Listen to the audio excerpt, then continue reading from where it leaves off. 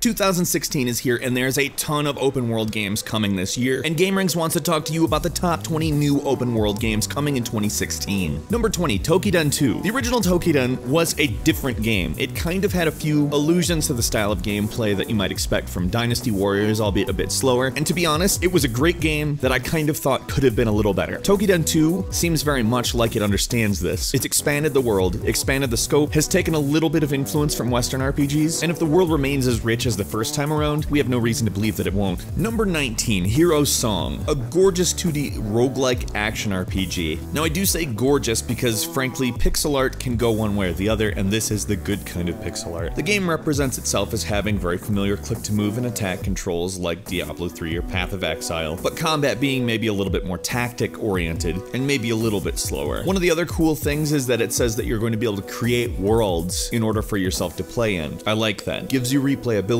and it's also cool to see 2D open world games just happen, period. Number 18, Conan Exiles. Conan Exiles is being labeled as an open world survival game. It's obviously licensed from the Conan the Barbarian franchise. The developer Funcom says there's literally no better environment for an open world survival style game, and I frankly have to agree with them a bit. An interesting thing that I've seen them say about this is that it's going to support both private and public servers, so technically you could run a server for this? That's not normal for today's game. It's also going to have a single player mode, and it sounds really interesting. Number 17, Boundless. So this is something that's really cool about Boundless. It is a PS4 and PC cross-platform game, and every single person is playing on the same world. Now this has been technically possible for a long time, but for some reason, it's just now that you're starting to see games crop up like this. If one of my friends on PC is playing the game and I have it on PS4, I still want to be able to play with them, and in Boundless I can. On top of that, the art style is really cool. Clearly has some influence from Minecraft. Basically, Boundless is a game where you can travel through different worlds using portals. The mechanics support you kind of becoming a space pirate or somewhat of a business person. Not necessarily savory, but it seems like a really cool concept. Number 16, Sea of Thieves. Sea of Thieves is this really interesting looking game from Rare, the creators of Donkey Kong Country, that essentially has you playing as pirates in a sea of user-created content, literally a sea of it. It's part of a developing trend of games that is relying heavily on the player to create their own narrative, and I'm really interested to see where it goes. Number 15, Homefront: The Revolution. What looks like a much more consistent yet more open and wide version of Homefront is coming out that pits you against the greater Korean Republic. The game essentially takes place 4 years after the original occupation, as you started a resistance movement against the army of the Koreans. One of the reasons that Homefront didn't work as good as it could have is because it wasn't open world. Frankly, the concept lends itself to open world, period. And I've seen the developers talk about how they're trying to bring the stuff that worked from Homefront into a larger environment, attempting to make a more consistent but wide-reaching experience that Homefront kind of just wasn't. Number 14, Dying Light: The Following. This game has the distinction of having a before you buy video made by our own Jake Baldino, and I would suggest giving that a watch because he did a great job. I personally haven't got a chance to play this, but I like Dying Light quite a bit, and from the sounds of it, it is something that I personally would enjoy. The Following adds a different feel to the game, as instead of being in a crowded city, you're in the rural countryside, and it's literally twice the size of the map of the original game. Definitely worth a look if you enjoyed Dying Light or just zombie games. Number 13, Kingdom Come: Deliverance. Set in 15th century Bohemia, Kingdom Come: Deliverance is a classless role-playing game focused on being historically accurate and realistic. Now there's not a whole lot of games that do that at this point. It was quite a while where that was a sort of popular genre to do, but it's been a while, and frankly it's really nice to see a quality looking game attempting historical accuracy. Number 12, Scalebound. Now I can sell you on this game in 6 words. Open world game from Platinum Games. Now if that doesn't mean anything to you, Platinum has done such a great job with games in the past like Bayonetta and Vanquish. Scalebound is being directed by Hideki Kamiya, and frankly that's enough to be excited about on its own. If not, it takes place in a fantasy world with dragons, although does not appear to be medieval by any means, being there is artificial intelligence in this world. It's actually what controls the dragons, and is powered on the Unreal Engine 4. Number 11, Dark Souls 3. Okay, we all know Dark Souls is like the premier, really difficult action RPG game. Some of the limitations that they ended up creating for Bloodborne have influenced Dark Souls 3, although it seems like they've influenced it in a way where they don't want those limitations. If you're a fan of the series, or of just difficult action RPGs in general, I have a feeling this is going to live up to the Souls series as well as Bloodborne. I'm excited. Number 10, Yakuza 6. Now as we know, Yakuza is not new to open world. It's been open world since the beginning. But the interesting thing about it is it's always kind of been, if you think of Grand Theft Auto plus an RPG, and I like that. that. The series actually started off a little bit rough, but over the years it's refined itself quite a bit, and I don't know if you've looked at any of the videos of Yakuza 6, but it looks like it's got a pretty advanced graphics engine. Also, Yakuza plays great. It's a great series. They've never completely nailed it, but I've got good feelings about this one. Number 9, Crackdown 3 is coming, and buildings are coming down. I love to talk about Crackdown 3 because I love destructible environments. And Crackdown 3 is going to even go ahead and do something called cloud computing, which allows supposedly 20 times as much power as the Xbox actually has in its core machine, which sounds great because from what I've seen, there's going to be skyscrapers and stuff like that coming down in this game in multiplayer, and I love the sound of this. It looks so cool. I don't just have hopes that this is going to be incredibly fun, I also hope it's going to set some trends and people start getting back into the idea of destructible environments. Number 8, No Man's Sky. You had to have heard about this by now, but if you haven't, No Man's Sky isn't just an open world game, it's basically an open universe game. There's tons and tons of procedurally generated worlds for you to explore and perform a lot of different activities on. You're going to spawn on your own individual planet, and get this, you have over 18 quintillion planets that you can explore from there. And the planets themselves are the size of planets, so let's say there was a crap ton of people on one planet. It's still a big place. This game has been delayed a few times, and what's weird about it is the delays seem to create more hype rather than piss people off, because it's so ambitious. Number 7, The Legend of Zelda Wii U. So Zelda games are all kind of open world games, but this is more Western style, but at the same time it looks to retain a lot of what we love about Zelda at this point. We've seen Hyrule Field, and it looks so much nicer than any time we've ever seen Hyrule Field. And not just because it's high def or has a lot more polygons, just the color palette, it looks amazing. They've been talking a lot about rethinking the conventions of Zelda, and I would guess that we're probably going to see objective-based gameplay that gradually makes certain areas of the world more accessible, not necessarily by artificial boundaries, but probably by difficulty. Number 6, Mirror's Edge Catalyst. Now, I don't know if you played the original Mirror's Edge, it's not an open world game. It's very linear, it's kind of even a little arcadey, but it was what introduced the really great parkour mechanics into first-person games. Catalyst is a reboot, they're going open world, they're going earlier in the timeline and kind of starting over, non-canonical or not, but I do know that the world and the character I really personally enjoy a lot, and having the ability to do a lot more with those elements, I consider a big jump. I really hope this game is good, and I hope it does great, because frankly, I'd love a lot more Mirror's Edge in my life. Number 5, Mafia 3. Another series that has a lot of great ideas that hasn't necessarily pulled them all together is Mafia. And once again, it seems like this is the game where they're finally gonna do it. Now, there's been a lot less entries to Mafia than there has been to Yakuza, but still, Mafia 3 looks like they've kind of pulled all of the concepts that they've had from 1 and 2 into one much more cohesive package. Stuff I've seen of it just makes it look like it's on the level of a Grand Theft Auto. But as we know, the Mafia games have a somewhat unique perspective on that type of game. There's also what seems to be a location-based, maybe turf style system that you can overrun places and then appoint a lieutenant of yours to run the area. Number 4, Far Cry Primal is a very cool looking game that takes the mechanics of Far Cry and drops them into prehistoric times. Obviously that means you're not going to have guns, you're going to have bows and arrows and other primitive weapons, and you're not going to be fighting other people, but rather nature itself. In some ways, it's probably going to scream Turok Dinosaur Hunter without all the weirdness, but with a different kind of weirdness, because Far Cry can have a weird sense of humor, let's face it. I think this is a really bold move, and Ubisoft should be commended for at least taking it. Now, if it turns out to be as good as it is bold, it's probably going to be a no-brainer. Number 3, Horizon Zero Dawn. Oh my god, this game looks so cool. It looks kind of like a prehistoric game, except for the dinosaurs and wildlife happen to be machines. They're robots. The game is set 1,000 years from now, and human civilization has been abandoned. And Guerrilla Games, the developer, says it's somewhere between Assassin's Creed